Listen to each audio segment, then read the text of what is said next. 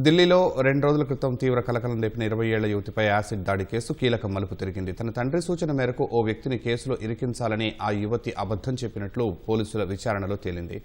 ఇప్పటి వరకు కేసులో ప్రధాన నిందితుడిగా భావించిన జితేందర్ అనే వ్యక్తి భార్యపై యువతి తండ్రి అఖిల్ ఖాన్ అత్యాచారం చేసినట్లు కొన్ని రోజుల క్రితం పోలీసులకు ఫిర్యాదు అందింది.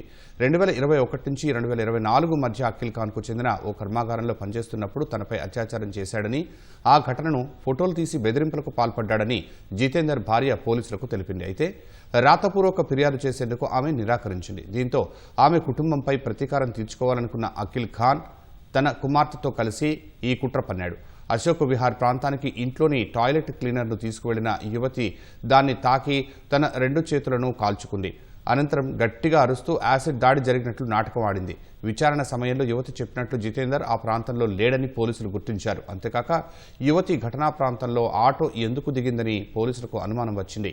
ఈ నేపథ్యంలో జితేందర్ చెప్పిన కోణంలోనూ దర్యాప్తు చేసిన పోలీసులు అఖిల్ ఖాన్, ఆమె కుమార్తె కుట్రను ఛేదించారు.